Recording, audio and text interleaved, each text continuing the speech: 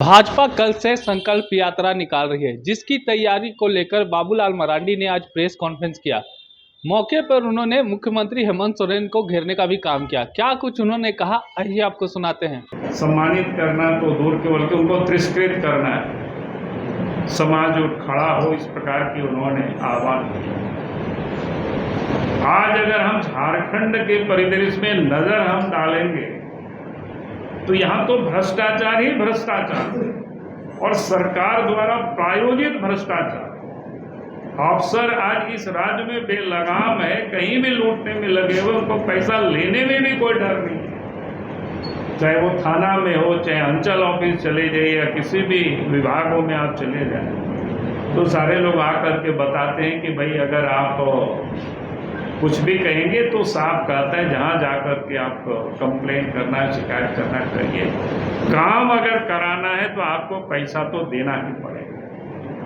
यानी भ्रष्टाचार जिसको बोलते हैं सर चढ़ करके बोल रहा है, वो अगर कोई राज्य में है तो झारखंड प्रदेश में।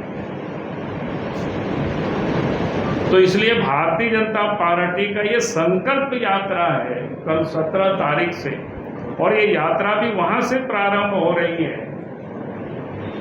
जहां पर इस राज्य के जो स्वतंत्रता सेनानी अंग्रेजों की गुलामी के विरोध में जिन लोगों ने संघर्ष किया था, वो सीधो कानो, चांद भैरव, फूलो जानो, जहां उनकी जन्म स्थान है भोगनाडी, यानी 4 भाई और 2 बहनें, और उसके नेतृत्व में हजारों संतालों ने, आदिवासियों ने, उस क्षेत्र के लोगों ने मिलकर के अंग्रेजों के विरोध में लोहा लिया था।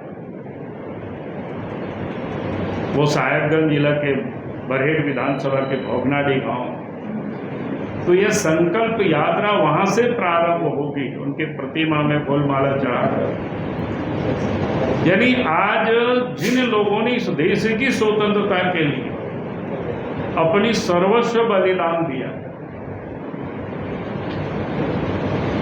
और उस देश में भी और उस प्रदेश में जो सत्ता में बैठे और जो आदिवासियों के नाम पर जो राजनीति करे और चारों तरफ आदिवासी ही लूटा जाए, तब तो फिर आप संकल्प लेने की जरूरत है कि ऐसी सरकार को उखाड़ दिया।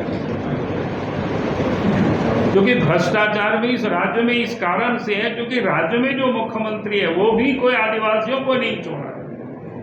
आदिवासी मुख्यमंत्री होकर के आदिवासियों को इन्होंने खूब लूटा है और नाम बदल बदल करके लूटा है। भाई ऐसे भी कोई फ्रॉडिज्म करता है तो जहां जिस राज्य के मुख्यमंत्री अगर इस प्रकार से के हो, तब तो फिर उस राज्य में तो लुटेरे ही फले फूलेंगे, अपराधी ही फले फूलेंगे। इसलिए आप देखते होंगे इस प्रदेश में कानून व्यवस्था भी बिगड़ी हुई है, विकास का काम भी ठप पड़ा हुआ है, भ्रष्टाचार चारों तरफ क्या कहते हैं सर चढ़ करके बोल रहा है, कहीं कोई लगाम नहीं है। आपने देखा होगा कई एक ईडी जब जांच कर रही है तो क्या कहते हैं कि हम आदिवासी हैं इसलिए तंग किया जा रहा है। भाई क्रिमिनल लॉ में कोई आदिवासी नन आदिवासी कोई अलग अलग नहीं होते हैं। अगर वो क्राइम करेंगे तो उनको सजा मिलेगी। भाई भाग क्यों रहे हैं? अभी तो ईडी वालों ने नोटिस दिया था 14 तारीख को,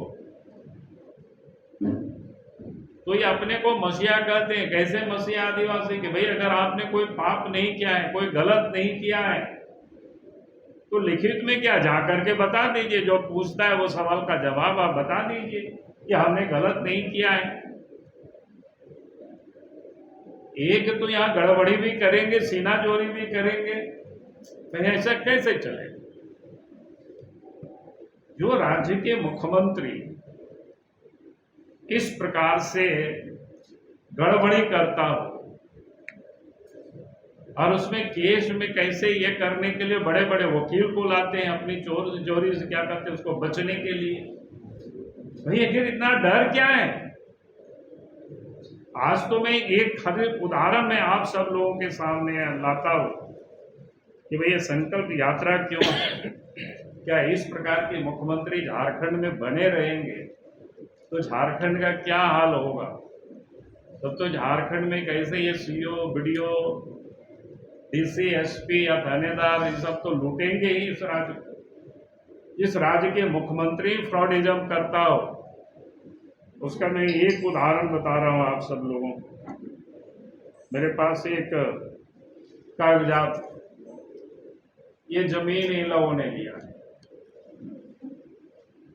अब ये एक क्या कहते हैं 2002 में ही खरीदा, मैंने आज की ये नहीं है, जिसको कहते हैं ना पेशेवर और लुटेरा जिसको कह सकते हैं, वो लगता है पैदाइश ही ये लोग इस प्रकार से गड़बड़ है। ये लोग भाई आप इन्होंने जमीन लिया है, बाकी का नाम तो छोड़ दीजिए, वो सब आप लोगों को मिल जाएगा, क्या बोलते हैं व्हाट्सएप में दे देंगे।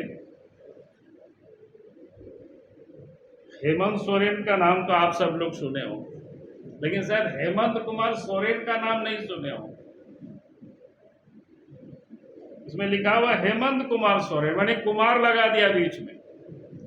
शिबू सोरेन का भी नाम आप सब लोगों ने सुना है, लेकिन इसमें शिव सोरेन कर दिया है। अरे क्या भाई आप बताओ, जब नेता है, अब नेता ही अगर फ्रॉडिज्म कर रहा है जमीन लूटने के लिए, वो भी ट्राइबल की जमीन लूट रहा है, मुंडा लोगों की जमीन कर रहा है, बताओ भाई। दूसरा है दुर्गा सोरेन, आप तो नहीं है, स्वर्गीय हो गए। दुर्गा सोरेन का नाम सब जानते हैं, लेकिन उसमें भी क्या है दुर्गा प्रसाद सोरेन, पिता शिव सोरेन, बताओ भाई। फिर बसंत सोरेन के भी नाम आप सब लोग सुने हैं, विधायक है, लेकिन बसंत कुमार सोरेन पिता शिव सोरेन, तो भाई क्या है ये। ऐसे आदमी राज्य के मुख्यमंत्री बने रहेंगे तो राज्य प्रगति कैसे करेगा, राज्य से अपराध कैसे रुकेगा, और इनसे हम कैसे उम्मीद कर सकते हैं कि अपराध को ये लगा। झारखंड के लिए आज बड़ा दिन इसको कह सकते हैं, सौभाग्य है कि आज देश के ऐसे महापुरुष है अटल बिहारी वाजपेयी जी, उनकी पुण्यतिथि, और झारखंड के साथ उनका जुड़ाव इतना है, मैं समझता हूं कि झारखंड की जनता या झारखंड वासियों उनके ऋणी रहेंगे सदैव। क्योंकि आज जो झारखंड प्रदेश में हम सब लोग यहाँ उपस्थित हैं, तो झारखंड राज्य को भी बनाने का जो श्रेय देश के प्रधानमंत्री उस वक्त अटल बिहारी वाजपेयी जी थे, उनको जाता है।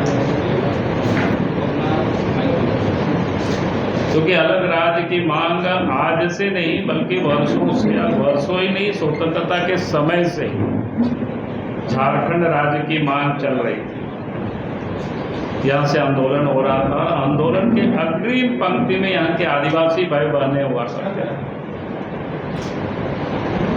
और उस समय अखंड रूप से कहिए कि देश में और प्रदेशों में भी कांग्रेस पार्टी की सरकार हुआ। कांग्रेस पार्टी बातें तो आदिवासियों के लिए बड़ी बड़ी करते हैं, लेकिन कभी भी इन लोगों ने आदिवासियों की भावनाओं का कद्र नहीं किया, सम्मान नहीं। कांग्रेस की केंद्र में चाहे नेहरू जी की सरकार रहे हो, चाहे इंदिरा जी की सरकार रहे, चाहे राजीव गांधी की सरकार रहे, चाहे नरसिंह राव की सरकार रहे हो, इन लोगों ने यहाँ के जो ट्राइबल लीडर थे, जो झारखंड राज्य का जो नेतृत्व करते थे, उनको अपने गोद में बिठाते रहे और खिलाते रहे, और झारखंड राज्य के नाम पर कुछ भी लोगों ने नहीं किया। और झारखंड के नेता भी,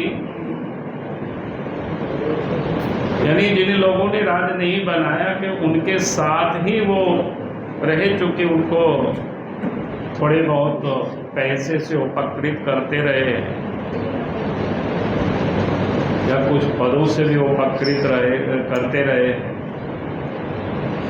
लेकिन भारतीय जनता पार्टी जब 1980 में बनी, और उसके बाद भारतीय जनता पार्टी ने घोषणा किया अपनी घोषणा पत्र में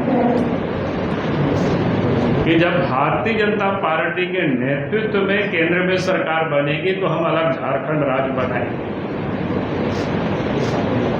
और मुझे ये कहने में खुशी हो रही है कि अटल बिहारी वाजपेयी जी 1996 में उनके नेतृत्व में सरकार बनी, वो मात्र 13 दिन की सरकार। तो सरकार में बहुमत भी उस समय नहीं प्राप्त हुए। 13 दिन की सरकार में ये संभव नहीं था अलग राज्य बनाना। 2 साल के बाद फिर 1998 में फिर लोकसभा का चुनाव हुआ और फिर से अटल बिहारी वाजपेयी जी के नेतृत्व में केंद्र में सरकार बनी। सौभाग्य था कि हम भी उस सरकार के मंत्रिमंडल में एक राज्य मंत्री के रूप में हमने भी शपथ ली और वाजपेयी जी के साथ हमने भी काम किया। ये हमें सौभाग्य मिला। 1998 के बाद 99 में पार्लियामेंट में कोशिश की गई अलग राज्य की विधेयक को पेश करने की। उस समय काफ़ी हंगामा हुआ। उन सब उनके समय का अगर आपको आजकल तो सब ऑनलाइन रिकॉर्ड रहता है, सब लोग देख सकते हैं किन किन लोगों ने उस समय हंगामा किया। कोई लोग कह रहे थे कि हमारी लाश पर अलग राज्य बनेगा। और फिर 13 महीने के बाद सरकार चली गई, फिर चुनाव हुआ, फिर से 1999 में अटल जी के नेतृत्व में सरकार बनी और उस सरकार में भी अटल जी के साथ राज्य मंत्री के रूप में काम करने का मौका मिला। और 15 नवंबर 2000 आते ही भारत की पार्लियामेंट से अलग झारखंड राज्य की प्रस्ताव पारित हुआ। भले अलग झारखंड ही नहीं बल्कि उत्तराखंड और छत्तीसगढ़ भी राज्य बना। तो मैं ये कह रहा था कि अगर इस राज्य को किसी ने सम्मान दिया, यहाँ के वासियों को, यहाँ के आदिवासियों को, उनकी भावनाओं का किसी ने सम्मान किया तो अटल बिहारी वाजपेयी जी ने किया। आज उनकी पुण्यतिथि था, तो सबसे पहले तो पुण्यतिथि के अवसर पर उनको श्रद्धा सुमन अर्पित करता हूँ। और इसलिए मैंने कहा कि झारखंड की जनता उनके प्रति सदैव ऋणी रहे। आज झारखंड प्रदेश को बने हुए तो 23 साल हो गए। हमें भी राज्य में पहले मुख्यमंत्री बनने का मौका मिला, फिर विकास की जो बुनियाद, विकास के काम जो हम सब लोगों ने किया वो किसी से छुपा हुआ नहीं। हमारे बाद फिर अर्जुन मुंडा भी मुख्यमंत्री बने, रघुवर दास जी भी बने। इस राज्य के विकास के लिए काम हुआ। लेकिन आज इस प्रदेश में जिन लोगों के हाथों में शासन है, झारखंड मुक्ति मोर्चा, कांग्रेस पार्टी और राष्ट्रीय जनता दल, तो मैं ये कहूँगा कि अब 3.5 साल इन लोगों को सरकार में बने हुए हो गया, मंत्रिमंडल इन लोगों ने बनाया। तो इस राज्य के लिए लोगों ने काम नहीं किया विकास के लिए, बल्कि कमाने में लोग लगे रहे, लूटने में लोग लगे रहे। भारतीय जनता पार्टी, आप सबने कल 15 अगस्त में जब देश के प्रधानमंत्री लाल किला के प्रचर से वो भाषण दिए तो आप सब लोगों ने भी सुना होगा। तो उन्होंने 3 चीज़ों के बारे में फोकस किया कि भाई हमें 3 बुराइयों से देश को हमें मुक्त करना है। और वो 3 बुराई क्या है? पहला तो है भ्रष्टाचार जो व्याप्त है, भ्रष्टाचार को समाप्त करना है। और तंत्र के स्तर पर ही नहीं बल्कि उन्होंने यहाँ तक कहा कि भ्रष्टाचारियों को हमें तिरस्कृत भी नहीं करना है, सम्मानित करना